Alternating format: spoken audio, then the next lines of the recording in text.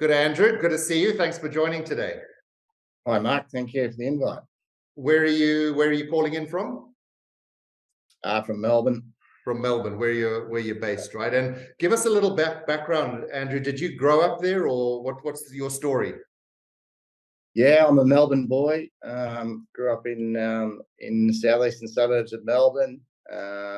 Went to local primary school and then secondary school at Melbourne Grammar.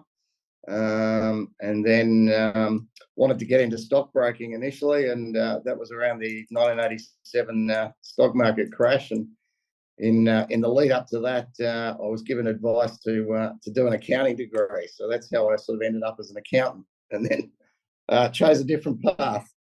Right. No regrets, I can tell. That was the right thing to do. Did you join the firms after you graduated, or did you do something different? Yeah, so initially, I studied part-time actually after school, and then while I was at uni initially in sort of business services, traditional sort of accounting firms, and then after I graduated, I had a couple of sort of CFO type roles in retail and an investment group. And then after that, I sort of got a bit bored with the monthly reporting cycle of financial accounts and P&Ls and balance sheets and budgets and reporting to the board every month, and was looking for something else. And I came across a guy who'd just opened a firm in Melbourne called Sims Lockwood, and that was a corporate restructuring firm, a guy called David Lockwood. And so I joined him as into a new area, into insolvency and corporate restructuring, which was at the time was completely new to me. And yeah, that was a good decision, because that firm, I think, was about 5 or 6 people when I first joined, and we grew to about nearly 100. I think we touched at one stage before it all sort of fragmented. But yeah. What years were you in that firm? That was sort of, I was there for about 8 years, up to about 2001, 2, somewhere around there. Yeah. Okay. And you joined as a relatively junior and worked your way through the ranks? Yeah. So I suppose mid-level, because I did have some experience in sort of accounting and CFO type roles. So I wasn't a graduate, but I was certainly a freshman, so to speak, because I had no understanding of insolvency at that stage when I joined. Yeah. Right. How did you acquire those skills? How did you learn about insolvency? Yeah, well, just through talking to people, really. And then obviously once I joined the firm, we had a lot of sort of internal training, but a lot of it was on the job. Sort of, it was a firm where you were thrown in at the deep end and given a lot of responsibility, and you sunk or you swam. So learning by doing principally, but there was some pretty good training. It's interesting because a lot of the accountants we speak to, they are interested to tackle a field, whether it's succession planning or estate planning, financial planning, insolvency, etc. But they look at it and they think, wow, that's intimidating. But it sounds like you just rolled up your sleeves, got into it. You had some, and this firm was dedicated to that particular area, wasn't it? It was their main business. Yeah, that's right. Right. Okay. Correct. Yeah. And did you have sort of mentors along the way, guys you looked up to and learned particularly from? Yeah, so being a small team was good. So as I said, I think it was 5 or 6 people when I first joined. So I worked, pretty closely with the partners and the senior staff, and so it was a real sort of team environment. So it was a good place to tip my toes into the industry and learn. Yeah, and the profile of a client, I'm sure there's not a typical client, but if you sort of talk us through a bit of work you might have done for a client in that. I know it's insolvency work. So what does that mean really? Help our audience to understand what that means. So I suppose a high profile example in Melbourne back in those days when I was at that firm was we were administrators of George's department store in Melbourne. So those in Melbourne would know the old George's was a high-end fashion retailer. It had sort of gone through in the late 90s a refurbishment, and some new investors had come in and refurbished the flagship store in Collins Street, and and launched it. And as typical in retail, probably spent too much money on fit out and flash parties and developing the brand, and didn't quite get the sales to leverage it. So it went into administration, and we were administrators, and we traded that business for a period of time in administration, trying to find a buyer to restructure the business. But ultimately, we found a buyer for the building. They owned the building, and the building was remodeled and became, I think, well, more retail services, office complex, mixed use. So it wasn't a retailer in the end. The George's died at that point, unfortunately. Yeah. One thing I hear a lot is for folks, for traditional accountants going into advisory, they become sometimes obsessed with the technical skills they have to learn, whether it's insolvency or whatever it is. But what I'm sort of hearing in that story is, I imagine there were a lot of other skills, human skills, communication skills, getting to know the people, understanding their goals, asking the right questions, problem solving, etc. Would you agree with that in addition to the technical stuff you had to know? Yeah, that's a good summary, Mark, particularly in the work that I do in sort of, insolvency, corporate restructuring. It's very interpersonal skills that you're using. Sure, there's there's the Corporations Act, and there's legal precedents that we have to follow. But on a day-to-day, getting the job done, trying to get outcomes, it's very much about dealing with people and communication and managing stakeholders. And those skills came easy to you? Look, I've probably always been reasonable in communication, but certainly, I know a lot more about that today than perhaps I did when I first started back at Sims Lockwood in the mid-90s. Right. We're always learning. We never stop learning, right? So exactly right. And then, Andrew, you started your own business at some point. Yeah. So about so from Sims Lockwood, I worked at 2 or 3 other insolvency firms, mostly national firms, and more recently I was a partner at FTI Consulting, which was an international global consulting firm. And I saw an opportunity really to focus. I've always been passionate about business, and in particular small business, and probably FTI wasn't the right vehicle to service that level of clients. So I saw an opportunity and started AS Advisory about 7 years ago with a focus on solving business problems in the SME sector. And we do that across 3 main service areas: so corporate restructuring, insolvency, forensic accounting, and general business advisory. What is it that appeals to you about the small, medium business sector? Mostly it's a chance to meet the business owner. They're normally passionate, family orientated people who started a business or inherited a business. So there's a lot of family history there, or there's a desire to have freedom and improve their life and spend time with their family. And sometimes, it doesn't always work out that way. And I like to think that I can help rebalance it back that way to the initial desires that they had when they first started out. Yeah. And it's a great privilege to be speaking to business owners, isn't it? Entrepreneurs. Sometimes we overlook that, and a lot of accountants do that, but they don't necessarily value it as much. It's a great privilege to speak to entrepreneurs, I think. It is. Yes, definitely. Yeah. It's a very enjoyable aspect of the job. Understand that's the great thing about what I do, as well as I mix with a whole lot range of different industries, different size businesses, different owners, different teams, and you learn a lot about how people go about things and how business works. Right. Now, the decision to start on your own, well, first of all, you started completely on your own, not with a partner, right?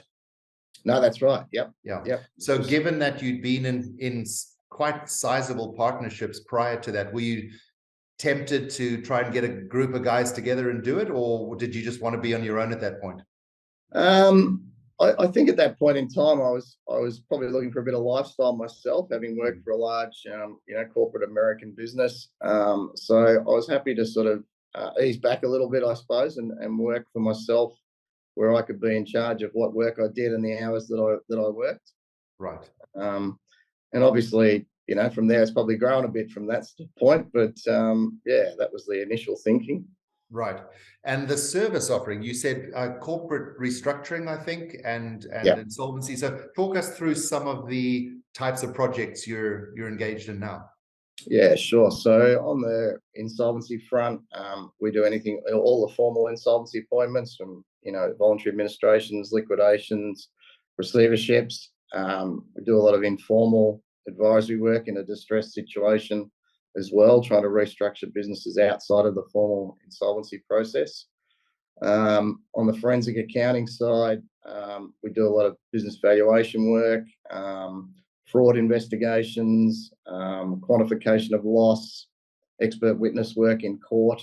And then on the corporate advisory side, we do a bit of debt and equity raising, a lot of transactional stuff on sale of businesses, and we're seeing that growing a bit with, I suppose, the aging business owners and the wealth transfer that's happening. So we've been doing a lot of transactional work around that space at the moment. Yeah, I'm amazed by the breadth of all that, what you've just gone through. If you were Price Waterhouse, a big four firm, I would expect them to have divisions and all that sort of stuff, but there's a huge amount there. If I just pick out a couple, valuations, a lot of our clients do valuation work, but maybe not as a focus area. They do it as part of a broader offering. So how do you approach business valuations? So we probably do two types of business valuations. One will be in a court situation where there might be a matrimonial dispute and there's a business involved that needs to be valued for the asset pool. Or it could be a sale transaction where someone's buying or selling and they want to know valuation of their business. Or it might be just a lot of it is related to dispute, which is either before a court or an informal sort of dispute before it gets to court. Yeah. One of the reasons I asked that question is some of our US clients, particularly, there are tools in the market which will help you to value a business. Have you experienced with any of those? Yeah, not we don't tend to use those. We tend to do it from scratch the old school way. But I am familiar with some of those tools. I think they have advantages and disadvantages. Yeah, well, it's interesting because we fight that battle quite a lot as well, where sometimes accountants are looking for this magic tool which will make things easier. But in fact, to be an advisor requires you to use your analytical skills and communication skills and those other things, right? And problem solve. So yeah, that's right. Place for tools, but it shouldn't be the main thrust of it. Another thing that might make accountants nervous as they progress into more of an advisory business is, am I going to get clients? How am I going to market and close business? So it sounds clearly like that's not a challenge you're facing. So, but you started, 7-8 years ago on your own. What's been your experience of picking up clients, the right clients, the target clients? Yeah, so we tend to get our work from three main sources: banks, lawyers, and accountants. It's very much network driven, word of mouth, and your own expertise, and not being recognised, I suppose, in the market for that knowledge and expertise. It's very different to your traditional accounting practice where, yes, you probably got to do that to start with to get a client, but then I think, from when you service them well, you retain that client and potentially their family members for a long period of time, whereas our work tends to be very much one-off project-driven work. So we're always hunting in the marketplace, so to speak, which can be draining, and we're looking at ways of trying to move our business to be, to have more long-term clients as well, rather than the project work. But I guess, I always say we have two types of clients. We have the clients who refer the work to us, and we have the clients who we do the work for. Right. What do you have folks who are dedicated, perhaps that's your role to some degree, of building these relationships which might result in referrals or business development opportunity? Yeah, so it is really the senior members of the team, which is myself, and we've got some satellite offices in Sydney and Brisbane as well. So we've got senior guys in those areas that fill the same sort of role that I do in Melbourne. So yeah, so once again, it's all about, networking, contacting with the accountants, lawyers, bankers, and finding out what they're doing and hearing about an angle and then saying, oh, we can help with that. Yeah. Right. So talking about your team a little, how do you you need people to do the work as well, what we sometimes call grinders, right? Finders, minders, Yes. that's a concept, right? So do you clearly delineate between the different roles of the folks in your organization? How are you structured? Yeah, so we're a little different to a traditional firm in that what I call a contractor model. So we have a core team in Melbourne. We've got a head office here in Melbourne where we actually have physical office space and employed staff. And then outside of that, we have a network of contractors. So we work out of serviced offices in Sydney and Brisbane. And then we have a dedicated sort of contractor pool up there and similarly in Melbourne. And those guys are ex-insolvency people. We have a lot of mums who have gone on maternity leave and are now looking for, a few hours a week, but not a full-time sort of job. A lot of them are ex-business people or ex-bankers. So we always say we match the right expertise to the right assignment. So we've got quite a broad depth of team that we can put a special project team together for each task. Sounds very sensible in a tough hiring environment with more remote working and so on. Any offshore resources? No, we've looked at that and contemplated it, but we haven't gone down that path because we sort of see that, one, I suppose, an understanding whether the offshorers have an understanding of insolvency and the way that we do things. And secondly, we'd rather develop our own younger people, I think, rather than outsource it. Yeah. And since you're pretty project-based, finite projects, maybe an offshore team lends itself more to ongoing long-term repeat work, right? Yeah, I think that's right. Yeah. Yeah. So I could ask you hundreds more questions, Andrew, but I'll start to wrap up here. And it's fascinating, the transition you've made. You started out as an accountant, but you're very much in a consultative advisory role with a broad focus. Yes, it's restructuring, insolvency, etc. But as you described earlier, there's a lot of stuff in there that makes it pretty broad. So what advice would you give? We have literally hundreds of clients who are thinking they would like to leverage their skills and expertise and their client relationships, because they've got great client relationships, for whom they're only engaged for annual compliance work, traditional work. So what would you advise for those who are committed to making this, evolving their business in this direction? What sort of advice would you give them based on your experience? Just go for it. I think I think those traditional accountants are probably in a privileged position in that they already have a client base that they can market additional skills and services to. And I must admit, seeing a lot of businesses in distress, sometimes it's disappointing to see that the accountant hasn't provided that business advisory work that perhaps the business could have done with. I see some great accountants who are actively involved in their business, and I see a lot of other accountants who are, as you mentioned before, just compliance, see the client once a year, do the tax return, and they could be offering so much more. Yeah. And I wonder what do you think's holding them back, those clients, those accountants? What's stopping them? Probably a lot of traditional accountants probably don't have the communication skills and or either don't have or think they don't have those skills. But I think it's like anything. It's hard when you first start pedaling the bike, but as you keep going, it gets easier and easier.